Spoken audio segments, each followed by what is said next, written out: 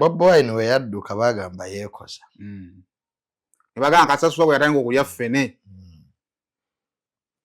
Bobi Wine talina magezi, talina byakoze. Bo bennyini aba opposition era yeekoza mu America eyo just ayinayo manyo agezewummula. Abagala ati ekiri atabaala. Ekiri anaasigalewa. Ndowooza Lukwago ategedde nti Bobi Wine bulijjo teyeekoza. N'ekyaddusa ano Bobi Wine ndowooza Lukwago kati alozezzaako katono. Kati akagga akakuba mujjawo kalaba. Bobi Wine yamanya nti ekijja si muntu. Nze njagala nnyo aba opposition bano bategeereko nti ebintu si ki muhozi bali tebamumanyi. Era badde bamusaagirako nnyo nga bamu batuuka n'okumuga nti mutamiivu. Naye ate bwe twogera kuboogerako omuloodi aba ati bali tebamwogerako nnyo naye Bobi Wine yali yadde asinga omuvuma naye ate yasooka okumudduka. Bobi Wine yasooka aba opposition otegeera muhoozi. Bobi Wine yali yakozeeko naye. Omanyi abantu abasinga obwe tebafunangako mukisa. Wano kukolako najje nayimuke. Tu tebamumanyi. Bawulira linnya. Bo batwala mutawani wa Museveni. Because he has officially traded himself as an unserious person on Twitter. But he means whatever he says. Wenna ateekateeka okuzimba obanga sayiti yo yaziŋŋama totaataagana abakugu baabano Alihira Holdings Limited kikyokuddamu kyo tuzimba amayumba n'ebizimbe ebya buli kika kosta n'okkuba plan tusiba tiles okola plumbing work compound designing painting ne construction finishing omulala yenna ekyenjawulo mu byonna tuzimba kabuyonjo ez'ekika kya biodigester septic tank ng'eno tewunya tejjula ate ng'okuzimbibwa etwala ekifo kitono ddala ate ku ssente ezisoboka oli w'amaka ab'amasomero hotelo amasinzizo n'ebifo ebirala mwetaaga kabuyonjo ekika kino mutambule n'omulembe. Alihira Holdings Limited tukola ne land surveying oyagala kupunta ttaka lyo twesige tojja kwejjusa. Tusangibwa Kampala ku kizimbe kya Grand Imperial Mall ku Colville Street. Essimu 0701 766 992 oba ku 0702 04 543 oba ku 0789 224 230.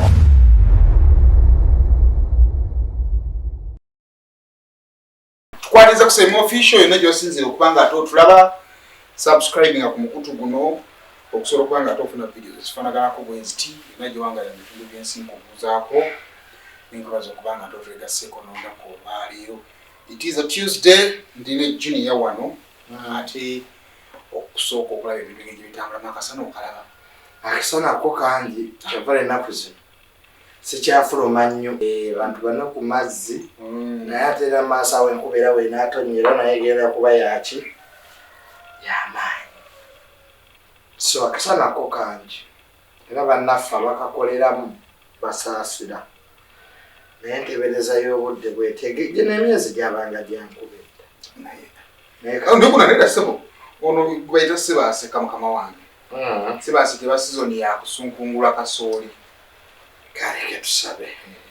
Owaayi wetugenda otandika tugenda nakulwawo bugenza okukyolunaku olwaleero nga kigambibwa nti J.D. Vance ne Donald Trump basayininze endagaano era ku lwa Iran abadde sipiika wa palamenti ya Iran okusigala nga bongerayo olutalo luno lwabadde lwagenda mu maaso. Wabula okusinziira ku mikutu egy'enjawulo ekitategeerekeka bye biki ebikkiriziganyiziddwako kubanga okusinziira ku Muiraani ayogera birala. Ogenda kagolomero ka Strait of Hormuz yagamba nti ngenda kaggulawo naye on my conditions. Trump agamba tukagguliddewo ddala. Ku nsonga za nukiriya Omuiraani agamba buli muntu akkiriza akola ebibye. Omumerika agamba tuwaddeyo ennaku 6 tutesiganye twekigenda okukolera nukiriya. First of all nga gwe agoberera ebintu bino mu ndaba yange Omuiraani aba awangudde. Well, endagaano eyo tejja kuwangaala tejja kuwangaala. Endagaano wakati wa America ne Iran tejja kuwangaala. Tesobola kuwangaala because abagisayininze si be bakwatibwako. America ne Iran. Trump ataddeko omukono gye divorce si be bakwatibwako. Israeli. Obuzibu Israeli. America mperekeze. Singa nti endagaano wakati wa Israeli ne Iran ekkiriziganyiddwako awandibaddewo emirembe. Ya America kyana kyatulera Israeli kyegamba kyegoberera. Because olutalo olwatandika luva ku Israeli. America yalwenyigamu bwenyisi.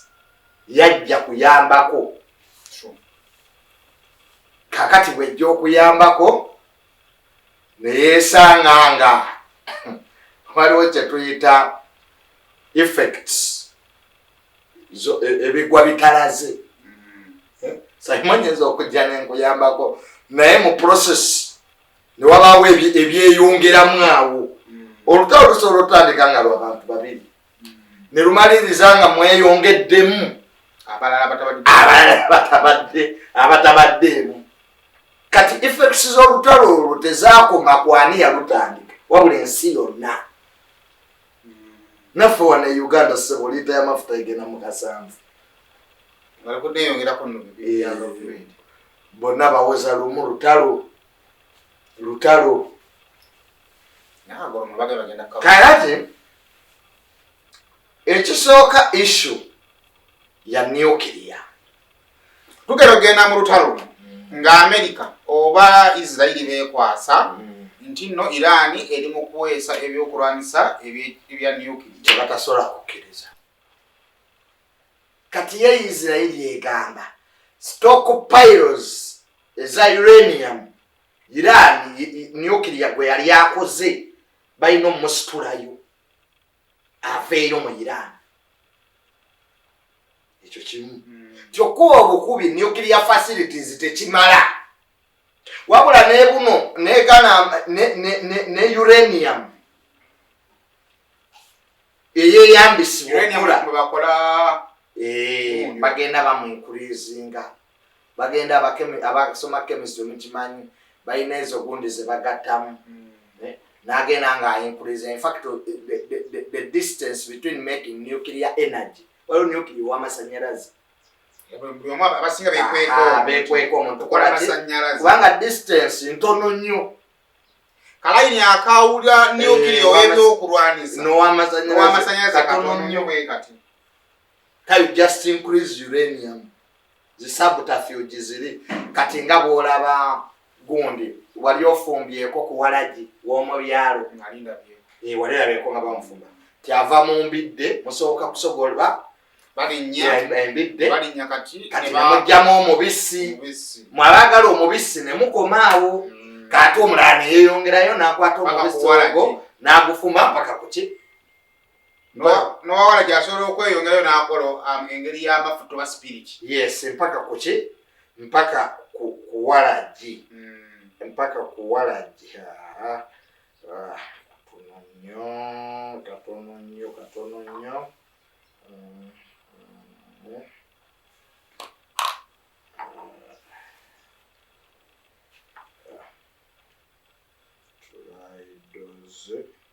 So sorry about that. Kati paka kuki ku Waragi. Kakati Israeli kyegamba uranium oyo stockpiles bazijjeyo zitannabakkolebwa. Ekyokubiri Israeli yo kyeyali egamba missile system za Iran. Iran erekerawo okukola missile ezisukka boundaries zaayo. Nti ekola missile ninga kyekyo kye baatugamba nti Omuyirani asobola okuba omuzingo okuva mu Iran ekubba Bungereza. Akisobola. Kyekimu kye baagamba kyekyaleetera amawanga gano okugamba tetujja kugendayo. Nalabyeko analyst omu ng'agamba mbu Iran esobola okuba Amerika ate tennatuuka. Amerika eriko wala nnyo. Kubanga Bungereza obuwuka buwusiwali. Ne Europe. Ebitundu bya Europe ebimu ebadde esobola. So that explains why Iran mu kwetaasa obuwangu buli mu Gulf ebukubye. kikulaga Israel kyali eyogera nti missile system yaabwe singa tebagikomya kata tebagigatteko nuclear nga Iran ina capacity okuba omuzinga gwa nuclear. That's a threat. You can't accept that. So those were the two ekyokusatu okulekera okusupportinga obubiina bw'abayekera mu Middle East. Okulekerawo kuwa abakozi Yemen, okulekerawo kuwa Hezbollah Lebanon, okulekerawo kuwa bano abagaza ebyokulwanisa, okulekerawo okusupportinga nga Muslim Brotherhood Egypt, okulekerawo okusupportinga bano ba militias abali Iraq. So Iran ebadde ekoze the axis of resistance. Kati ebyo byonna babyogeddeko. Wa Israel yatakkiriza. Bibiri badde byogerwa kati nga kimu kye kyakwana. Mu ndagaano eno Prime Minister wa Israel yatakkiriza. Era talina waali. Kati olutalo terujja kuggwa. So square kisooka nti terujja kuggwa mu ceasefire Lebanon yalimu. Nga Trump yakwira Prime Minister Israel namgalekera okuba Lebanon. Mu ceasefire twabyogeddeko owaire Israel n'agaana. Kati Israel can buy time. Nelinda Trump aveeko omulala najja. Israel yefuga America. Nti bawa president yababa bajja. Biden yagaana. Okuba Iran. Yena aganti yaze baneka kakose sanctions. Tujiteke ko pressure tugano kula mafuta gaya abagula mafuta tubateka ko pressure. Israel nganti tewali buzibu. Zekaniro ine myaka 8. Ko ine myaka jo 8. Koza rebo tibaina bisa. Wange banga yutegeredde twata. Ogende. Mukyanga iliyo chalo mwavako Netanyahu bulu yaleze kumulalawo. Yakafuga Israel myaka 16 naye bagundi waliwo ne yaddako yani oyo musajja Nathan Bennett. N'abakatero n'ako. Netanyahu n'akomawo. Netanyahu ekimwagazisa ennyo nti one abadde nnyo mu byobufuzi bya Israel ne America. Nnyo ate aliraddeko. Nitatera kuteesa naba. Ate position yawe tewetaaga nnyo kuteesa omwalamu. Because we balumba Israel mu lutalo wano mu October abagaza we basala. Ne balumba Israel ne batta abantu. The Arab world had got a perception it is Israel enough. Ne Israel yalwanye entalo 7 mulundi gumu. Yakuba amawanga 8. Israel yenkananga kalamu. Yakuba amawanga 8. Okogera okulaga nti olutalo luno lubaddewo lulaze nti Israel ddala ekyali superpower Middle East. So Irani bamugolodde Tumba oba naye asigaza kubanga bamugolodde Tumba batya ye nga Iran okuva mu Bayibuli bali tebalwanangako na Israel okumala emyaka 13 kabaka Nabukadineza we yabawamba kabaka w'e Persia. Kati omusiro omunanga nti nedda yali kabaka w'e Babylon. Manyi byenjogera. By that time Babylon was under the Persian Empire. Kati byenjogera kombi manyi. Wano border za Uganda zaakajja. Omutamanyi nti ameni yakeyiminyako mpaka liva Kagera weeko. N'agamba bana Kenya nti Uganda ekoma eri. N'agamba Rwanda Uganda ekoma eri. Agenze tereza nsalo. Exactly yalaba bazi kuba bubi.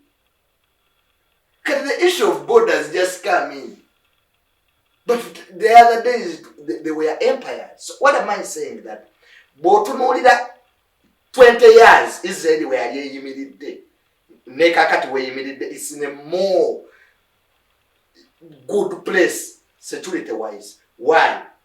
Gaza Strip yali egivamu 2.5. Negikwasa abagaza. Ababa Palestine. Ne bajepankirako mu October 7 ne bagirumba kati yabakuba neddamu ne bawamba netwala Gaza yonna kati egiina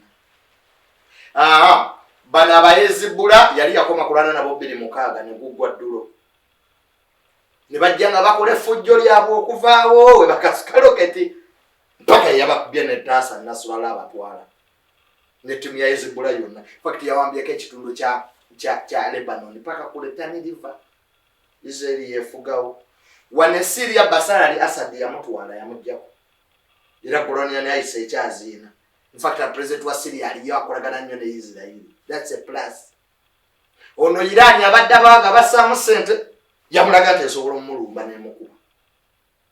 Amidst the cost. Kati yamu Iran kye yakola yalaba nga tajja malako na Israel na America nakuba mwaba walabu. Mwe bamuwagira mmwe. Kati abalabu ne bateeka pressure ku America. Musajja atumalawo. Insi ya bulambu. Baje kuba missiles za 2028. Gwe kibaje kitegeeza. Ekyayagala kulaba ku mazzi gogera mu kuji Khalifa. Omuwalabu tasobola kubeera nga gokuba mafuta na gas mwajja sente. Omuwalabu ebyamwe ne Israel bimukwatirako. Singa Iran ne Israel byasooka balabu bali babyagala. Iran eno bagigolole ki? Etumba etuso bakirako. Nga bakirako nyeba ebepankirako. Eresa abayekere eno wabwe. Tumanye besaze gundi.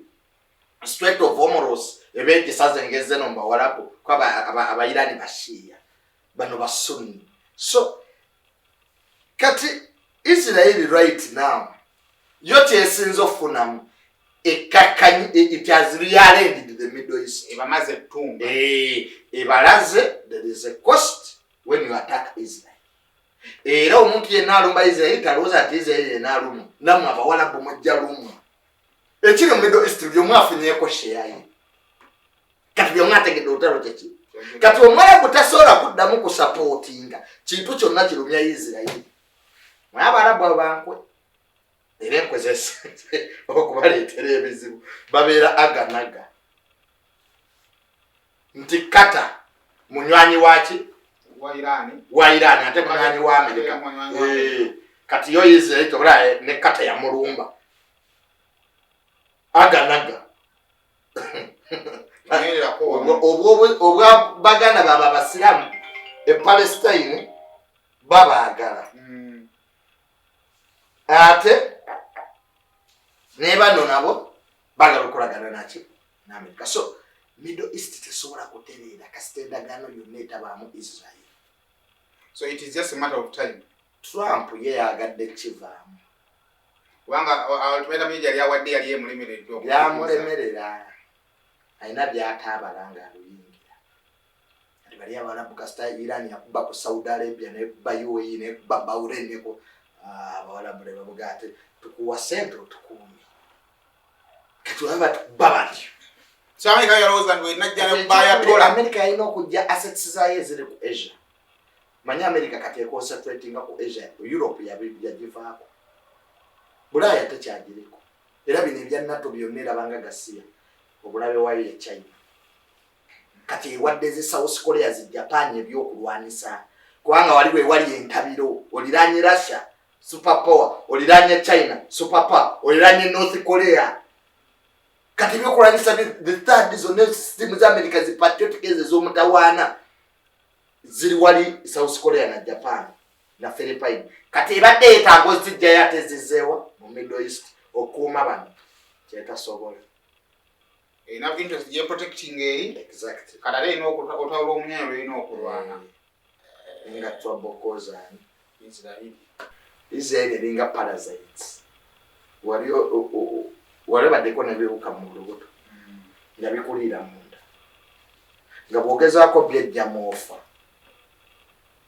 Israel eringa parasites mu lubuto lwa America erya ku misaala ku sente z'omuwi omusolo olw'olutalo muwa musolo wa America yalusasubira ye Israel gwali gwakuwakula ale bakowamanga Abamerica kongresi etuwulirawo natanga nebyuwingire kiki kyetufunye mu weeks ebiri kubaddeyo ate agane era nabo bakongresi man ne bakongresi woman ekisinga obbayisaamu ebintu bya Israel abagagga babawa sente mu kalulu akalulu ka sente akuwa sente mu kalulu yafuga tubula ababbi b'ettaka aba MOP tebasobola balwanisa mu bitundu byabwe.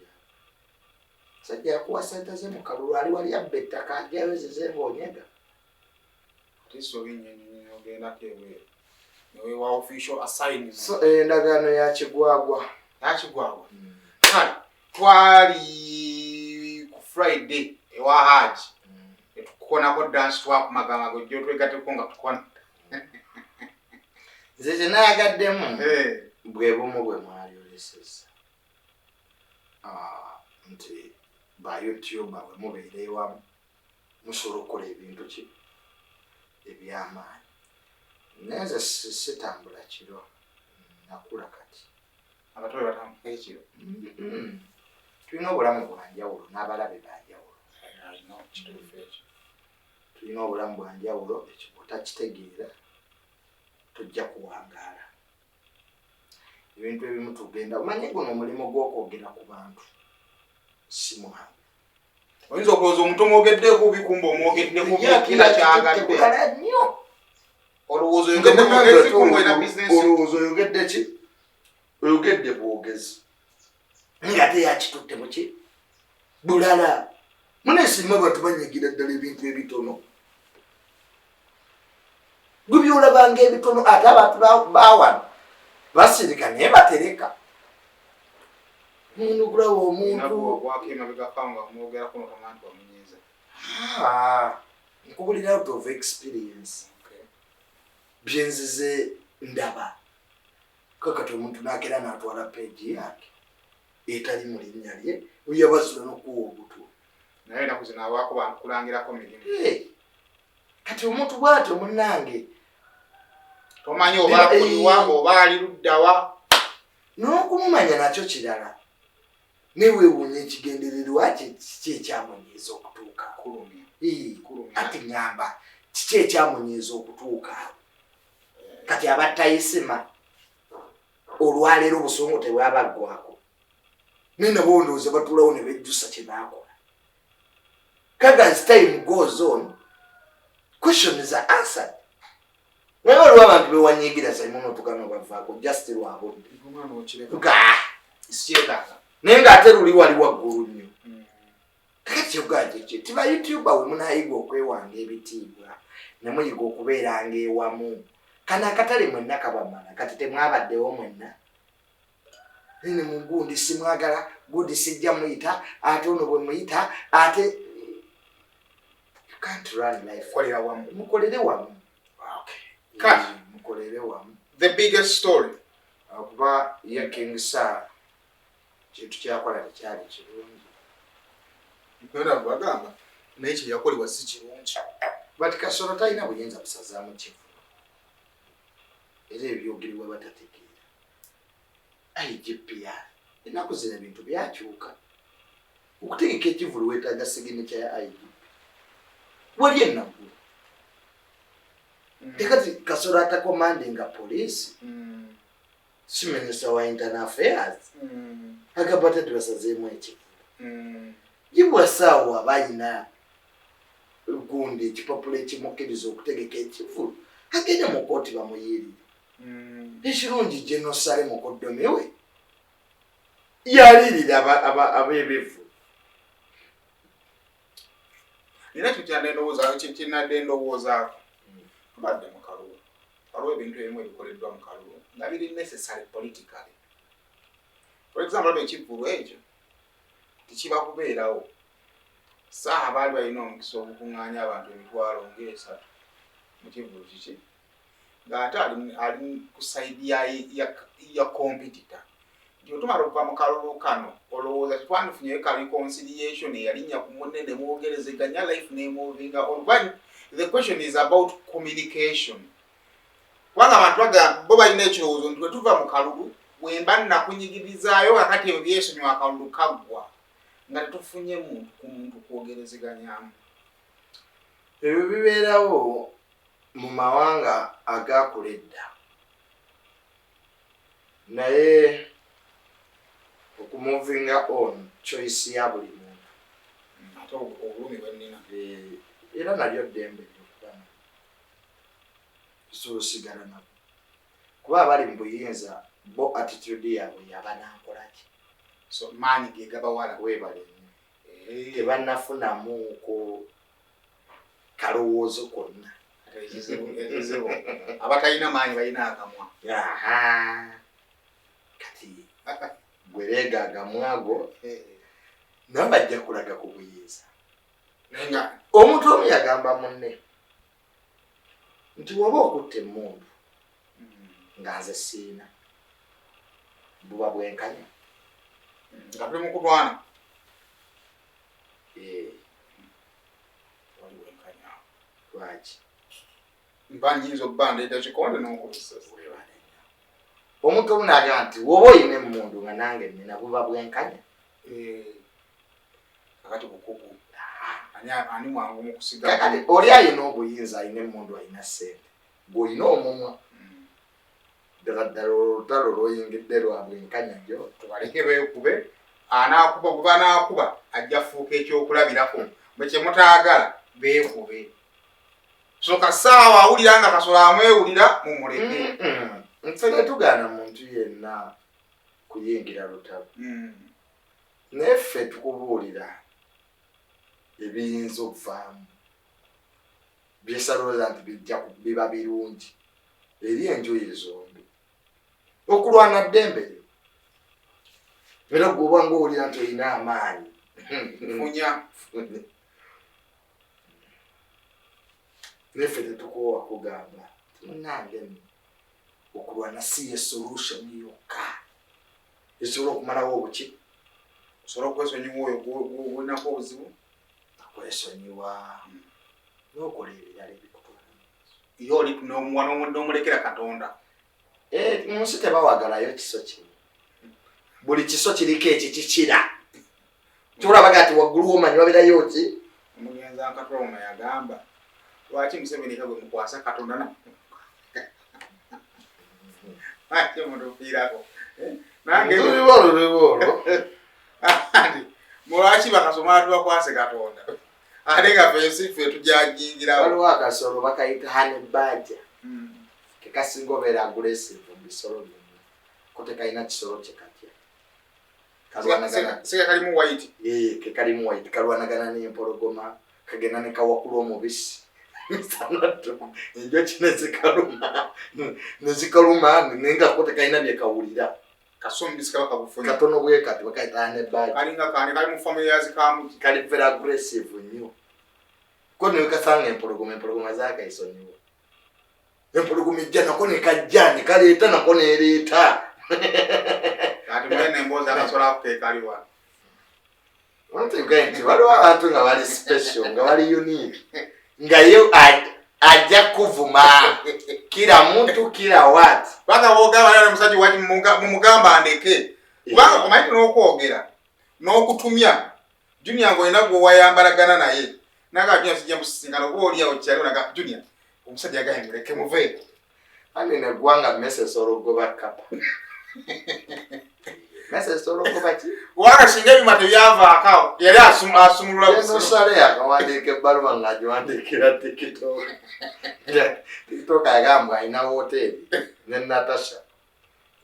Kati General Sale Musale n'awandiika akabaluwa naga but which type of freedom is this? Ebifaananyi ebitambulira ku social media byongedde okwennyamiza bannayuganda. Era emu ku bifaananyi bye mbadde njagala okulagako nga okwogera ku kintu nga naawe olimu ennyamivu nga bwe tuli. Kitegedde ekintu ekyo naye kale olina ekifaananyi nga kino lwakirabyeko. Nabyo bituufu.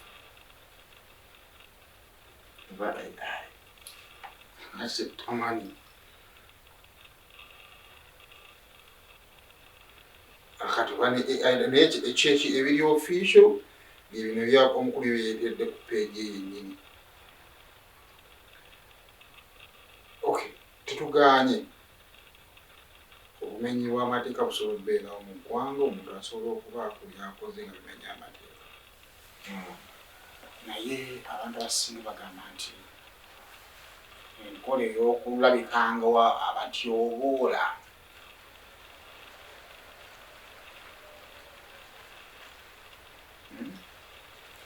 enkola y'omuntu okubanga ati yobola kubanga tibwomaliriza omuntu oyo ati n'okizula alina omusango n'omutwala mu kkooti olwedde eno oba omaze omuyisa mu mbeera omuntu gyagamba olinganga bamaze omusalira omusango.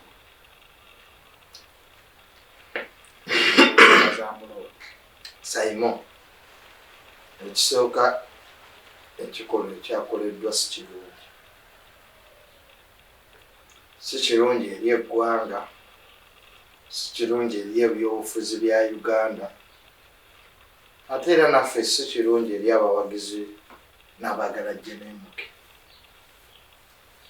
Lwaki ebikolwa ebyokulumba abantu mu maka gaabwe ng'ebyaliwo mirembe giri egy'Abaamini Bobote si birungi. Era kino nze nkyogera ng'omuwagizi n'ayagala GNMK nti enkwata ya Lukwago okukwatibwa tegandibadde mawulire kubanga teri muntu ali waggulu w'amateeka, naye engeri gye tukwatamu abantu eweebuula ate ng'abantu be tukwata bantu bakulu si mu ggwanga naye mu myaka. Bw'oyagala nnyo bajje bakwate taatawo maamawo baganda bo like that. That's not right. That's not right. It is something that is not good. It's not fun. It is a sad. Because in any way, even if Lukwago nze simwagala mu opposition, nebwe ne yandibadde alina omusango gwakoze. We have avenues ezikukwatako because n'omusibe ono alina rights ze. In fact, is innocent until proved guilty. So kyekikolwa si kirungi. It's not something that I can sit here and recommend.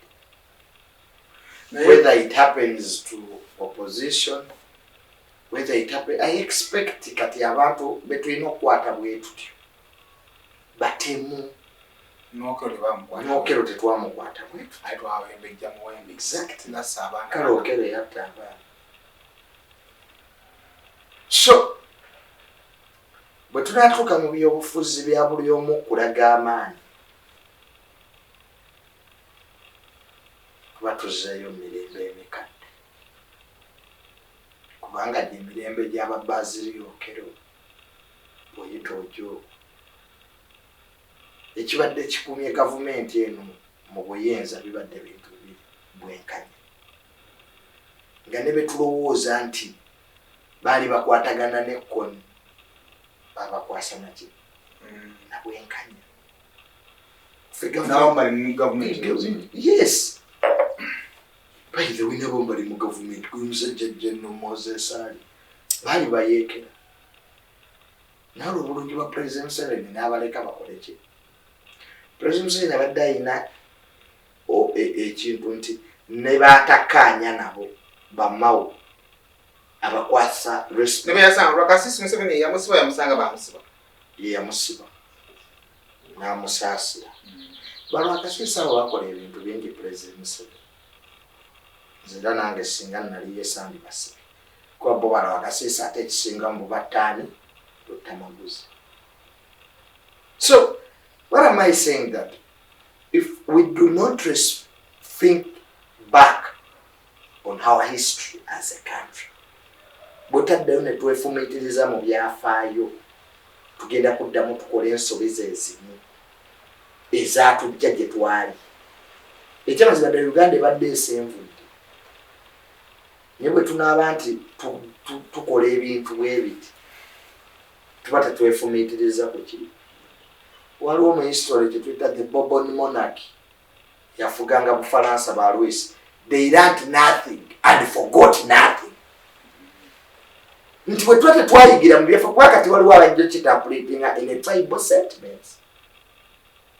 Tiro Muganda kuba kutebuye waffe kitege era abakulembeze ba Buganda region bulwaki tebaweebwa kitiibwa kati abantu batandika okuinterpretinga nti era Abaganda be bakola bwe bati kitulaba gye kiva mu byobufuzi ne kidda. The people in this region who feel like the Baganda politicians, the way they are arrested, it's not good. We are not saying they should not be arrested. We are just saying the manner.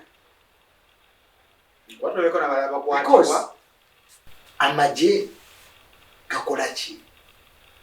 Amaje gakuuma ggwanga na kulwananga. Tulina police. Muntu musamoninge. Mr. Mirundi, you are summoned to police. Ati. You see it? So, it's very unfortunate. It's such a long day. I see you for Uganda.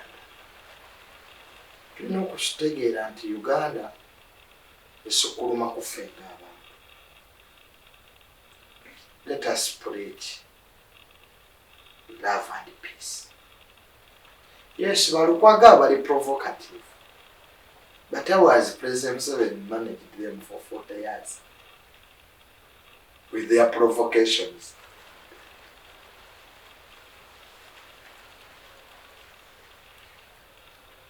Ekibuuzo bannabyabufuzi ba Uganda bali mu transition ya bika bya mirundi ebiri.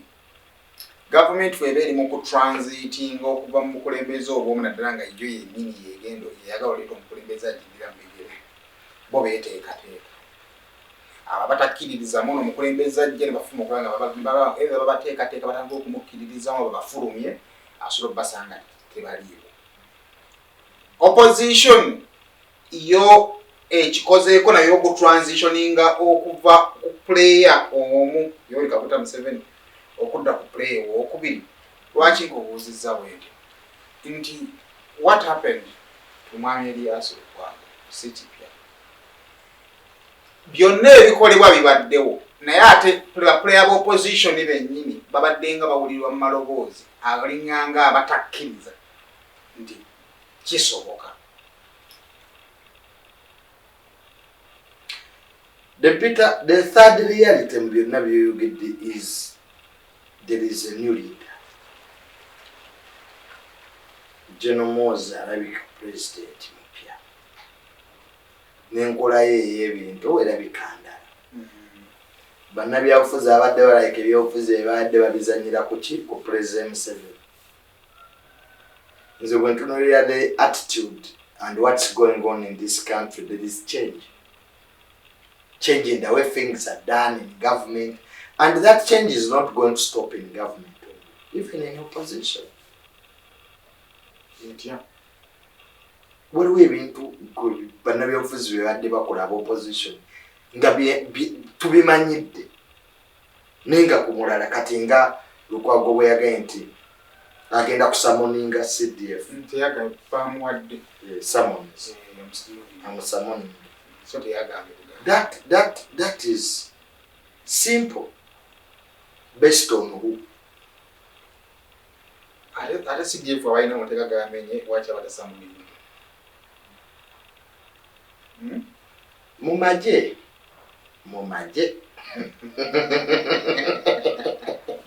Kubanga omulamuzi waweereza walagirira kw'essamu abaana n'agasanga waliwo ekyokuddamu. Mumaje ebitonotono byengamanyiiko tosobola civilian kugaa nti ogenda kusamoninga ejjemu. Bo bakirabanga kivumu nga mu Bukatuliki wotasobola kuyingira ekereziya n'ogenda yamunga tulwe ne mukyala wa Rosemary Beddings tusangibwa Kasubi nga wakava Mbitaala ng'olingadde Namuŋŋoona ewali omuti gwa jambula ogenda kulaba ekipande bwaguuga ekiriko Rosemary Beddings. Rosemary Beddings tulina package zaffe ennungi ez'abantu abakulu. Package yaffe eya 5 ku 6 ejirako omufaliso omulungi ogwa rose form omunene guno gwolaba, ne tukuweerako essuuka, ne tukuweerako fiber pillows, ne tukuweerako bed cover bwaguuga, ne tukuweerako akatimba. Byonna ebintu ebyo 5x6 ogenda kubifuna ku mitwalo 40. Byonna wojja wano ku Rosemary Beddings bed covers. Nyongezo bajjukiza nti package zino emiwendo gino for now gye tuliko. Wanaabaawo enkyukakyuka yonna tujja kubate tubategeeza mbeere bulungi mu ngero okutiwagira. Civilian okusamoninga jeno kubanga okusinziza mu nteekateeka nga bwe yabadde omulodi yali omulodi yadde agendakera ku makyanyo kakyayike adayinawo shaawo ku makya yekuŋŋanye ne balooya be bagwambale oba mbuya oba wa batwale notisi esavenga ekyamukubisa tekisoboka. Civilian tasobola kusamoninga General Muke Parliament yamuyita nansobola kujja mu kakiiko kaba yabayita batya clones baddiikuula yajja awona tuli mu kusayitinga amateeka, tuli mu kusayitinga ki kati oyagala jeda jemu oyagala munosamu owandiikira mukama we ye Minister wa Defense anti CDF ali wansi wa Ministry ya Defense era mwayirako CDF ali wansi oli mutuufu kale bawandiikire era mukamu ekyo bawandiikire SIC Commander in Chief President Museveni tubuse ne Minister tumubuuse Minister bamukopinge wa Defense awona tuli mu kugoberera amateeka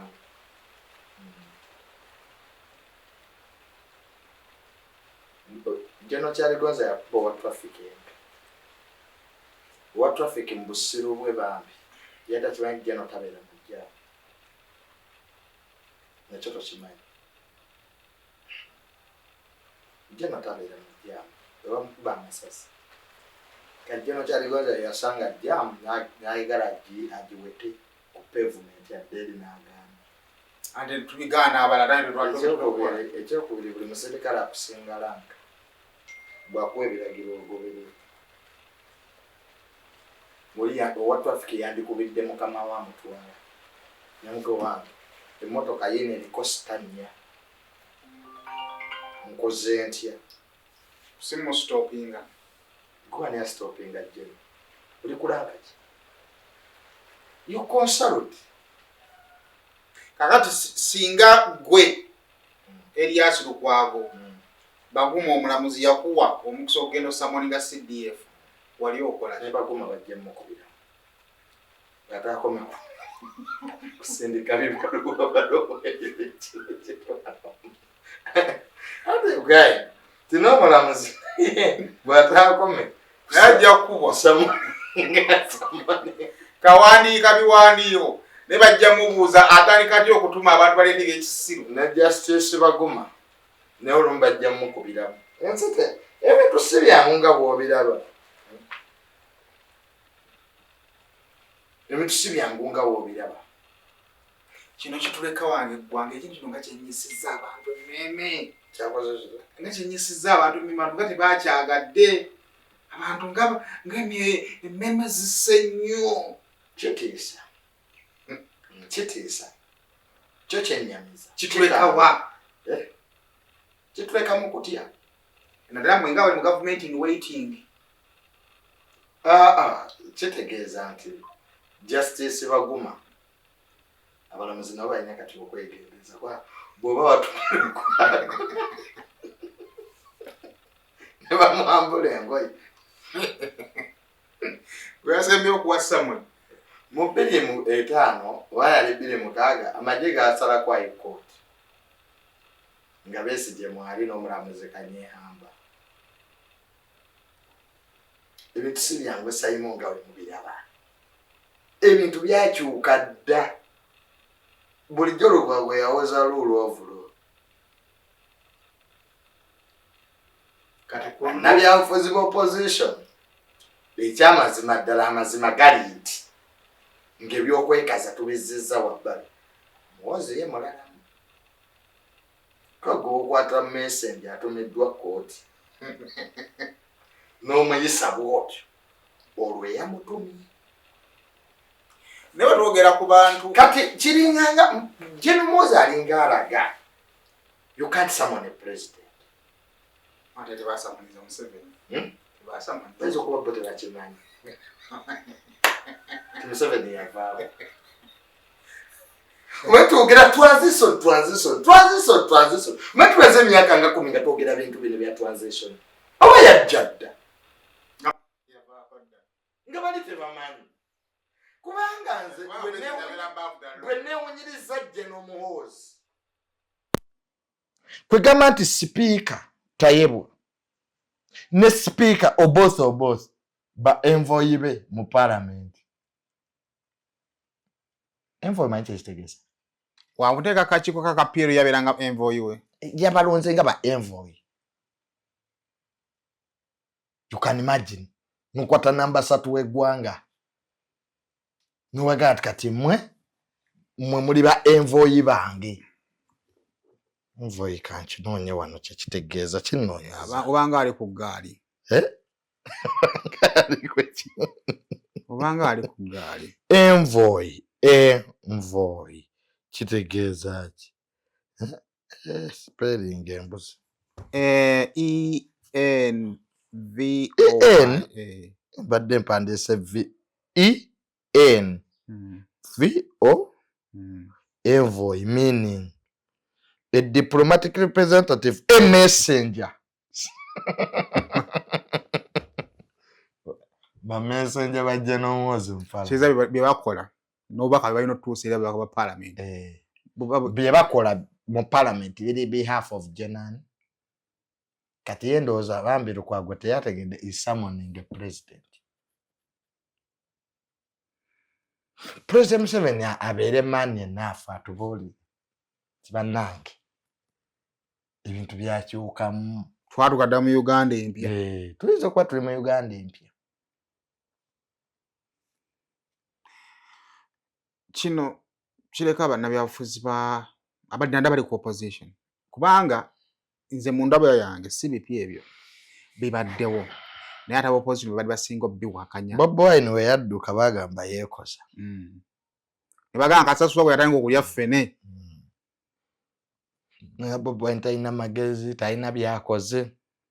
Bo bennyini aba opposition era yeekoza mu America eyo just ayinayo manyo ageze wummula. Abaganda bagati ekiri atabaala. Ekiri anaasigalewa. Ndowooza Lukwago ategedde nti Bobi Wine bulijjo teyeekoza. N'ekyaddusa ano Bobi Wine ndowooza Lukwago kati alozezzaako katono. Bagati akagga akakuba mujjawo kalaba. Bobi Wine yamanya nti ekijja si muntu. Nze njagala nnyo aba opposition bano bategeereko nti ebintu si ki. Muhoozi bali tebamumanyi. Era badde bamusaagirako nnyo. Nga bamu batuuka n'okumuga nti mutamiivu. Naye ate bwe twogera kuboogerako omuloodi abo ate bali tebamwogerako nnyo. Naye Bobi Wine yali yadde asinga omuvuma naye ate yasooka okumudduka. Bobi Wine yasooka aba opposition otegeera Muhoozi. Bobi Wine yali akozeeko naye.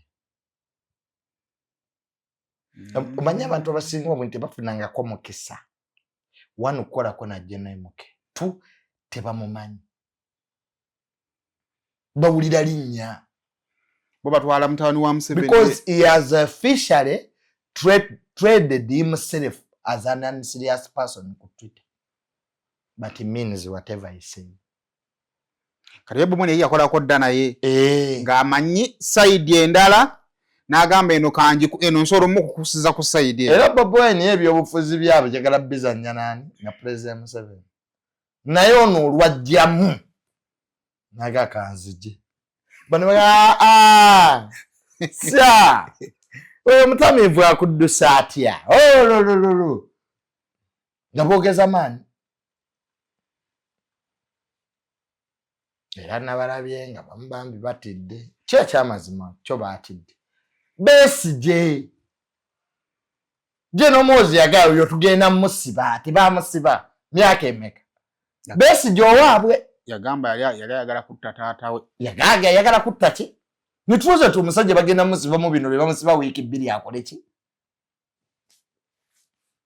kati gwe Bobi Wine bw'olaba yadduka yalabika alina kye yalaba era Simon it will be wise for everybody politics osooka omukole ki kwa nange nsobola okuba wano ne bantima tukanda obukambwe bwe yakozesa ku sipiika owaabwe nagwe muwozi omumanyi twalabako nga bagenze wa Bobi Wine bamenya enzigi mukazi najjaawo yava mu ddwaliro mukazi n'agenda ewa sipiika alaleeta buuma busala nawe tutwale bamenzi ne basima ttayiro bamusanga mulwadde ali ku cupa ne bamujja ku buliri sipiika nawe nga Anita sooka oveeyo okutukebere bano wansi Anita naga mulinde munku katu I'm sick how sick how drip Anita nga bambi ebizigo bye ebya Caroline nyoka bye bamulekera Kabanda nti sipiika Anita Amongi yalwala n'amuwandiikira lwatuloza yali awandiikidde Kabanda ayogere ne Jenemuke bambi agenda afune ki okumanya Jeno Muhoozi mukambwe mbu Kabanda yaddamu n'agamba sipiika namugamba nti wandiikira president when a person is sick ne branding wise chikola Uganda nge badde used ku muntu alini endinga museveni kati nkugambye nti society yaffe we are not used to change.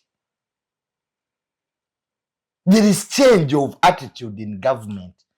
There is a new person on board. Seveni nga tukola katidde mu kugumiikiriza nze mu mvume kasete mvume family yange era kaakati tugenda kutuukako nga bannayuganda okutuula wansi tukaaba amaziga twegayina Museveni ate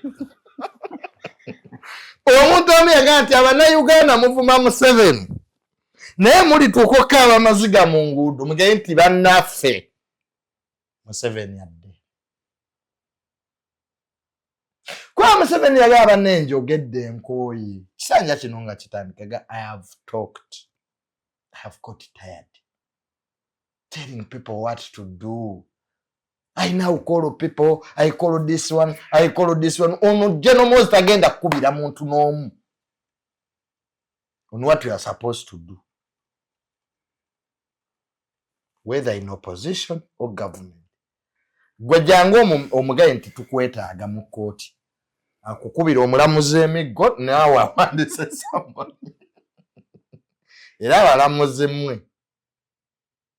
balamuzi mmwe lowa nayinza obutakolawo bulungi wano law and order tuyinako nalo era bisi CDF si wa rule of law wannalo Chief Justice CDF si mwangu aliko kati abo opposition abadde bakyaliisa ebijanjaalo empiso basale eddiiro oba babiveemu oba uniting because by the way tukigenza okujjanga mu opposition bali divided owa PFF alabanga owa NUP omulabe owa NUP alabanga owa PFF omulabe let them unite because they have a new challenge. basooke bamusome bave okubeera ku opposition y'owa opposition ekibaddewo babadde ku opposition y'owa opposition nga ne Museveni bamuvaako basi babeside bajje n'omusanvu bali Makindi awo nga kwe kuli ne yali atwala CMI birungi ate agenda kujjanga omujulizi awo obujulizi ku Besigye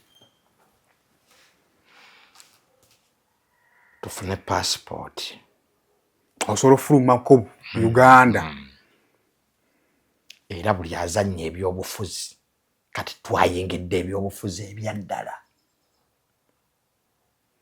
Uganda abebedda maaso bebeddayo gye yava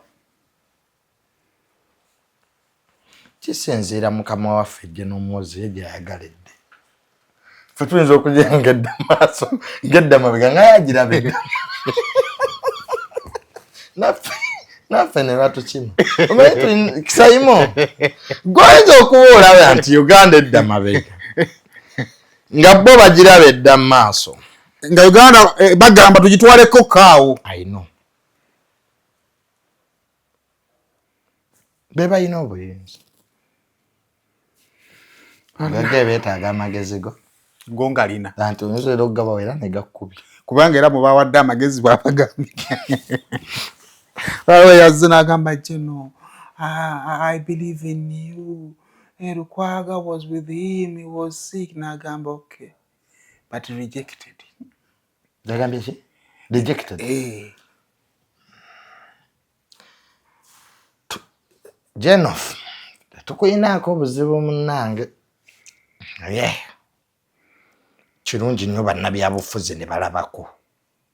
Bobi Wine ekyamuddusa. Kale Bobi Wine abaasiko walinze. Ani ayinza okuddamu kubanga n'abasigadde nano bagenda kudduka. Kyokka bakyalina red passport. Babaganye okuddamu. Eri abasi naye bennalabye nga batidde. Naye gwe nnaku eri mu Uganda n'ogimanyi. Abamu ne baga, if you wanted to scare us, you have scared us. If you wanted to ashame us, you have ashamed us. Fear. Nafa abawagira government tuli mukuti. Nange kyatiisiza ebyaddala. Batidde. It's something I never expected that it can happen. No, the manner in which it was done and the person nze Lukwago simwagala. N'oliwo ebintu ebituuka ku muntu noga. Wait a minute. How did we reach here? You expect such a force? Enoonya mu okero. Enoonya ono mbuya kuba omwana Martin n'amutta. But there you don't see any army. So I'm not here to challenge General's orders. We are just saying that for the goodness of Uganda and where we have come from as a country, we should preach peace. Because if this country is in anarchy, we are all going to pay. By the way, twale tunoonya omusibi wa tayiro za basement. Tumufunira omulimu akasiba bulungi. Awo wenyini Edimutwe we yali. Background zifaanagana. Awe yali. Tonalako bifaananyi. Neba Edimutwe bakyaliyo. Inaye yasooka mu basement yayiga Lunyankole. Ndowooza Oluswayiri yono yewa Luswayiri. Kanoonya passport yange weeri. Bintu si birungi. Gye twolekera wagumu. Otidde. Ntidde. Kwa kati emyaka gyange 27 gye nnina. Waliwo ebintu bye ntandise okulaba ne neewuunya. Kati n'osanga oli akuba bukubi enduulu Lukwago bamukutte naye nosaako akatambi emabega noga kino Bobi Wine kyatema. Netulowooza ekisajja mukitiitiizi kitidde. Babbi n'akwata essimu n'agaba nange abasajja bali mu maka gange. Netulowooza Babbi ali mu politics.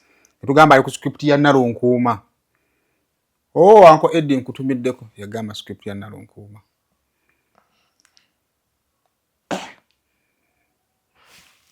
Things are not easy as we say them.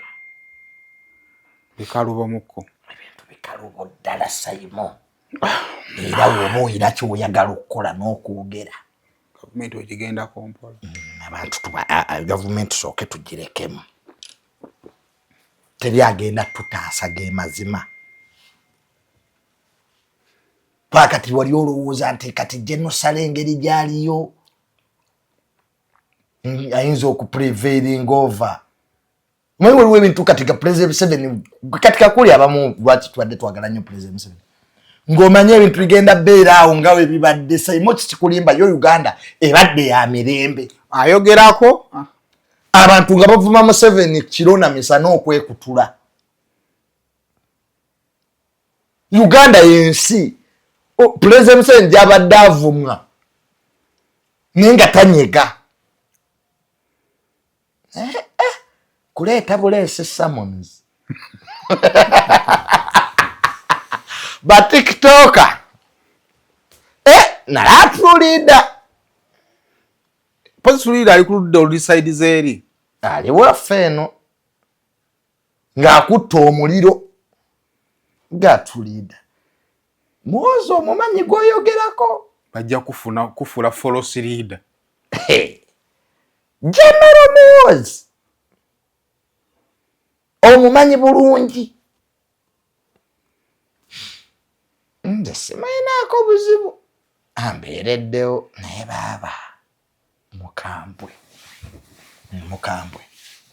obukambwe tebuleeta obuzibu mu ggwanga busobola buyinza obutasobola usanga yatwanga abaana abakyama amamira kata yatukyamya gatutereeza buye oyinza osanga is another Jesus who has come to reform men. Yesu teyatubuulirira yamubuuza lwaki yatulema tubuulirira kuba bakoyo fuga nga banoonya kibajjako akoye ennyama manyi waliwo gavumenti wetukanga eyokoyo fuga nga buli kimu ekijjisaako gavumenti bakikoze naye kati gabaga kiki tuba tukola kubanga asobola otwala Lukwago asobola okweyimba mu Katikkiro senkubuulidde ebintu tuba tuli awo si byangu tuba tuli awo bwana mukulu neyeekakaba n'ayogera namuyoola eggandula nkubuulidde sayime ekintu kinene it's broad. It's something broad. Hello? Kainoza katubaleke no baleka bannaye. Ere bulungi mweraba.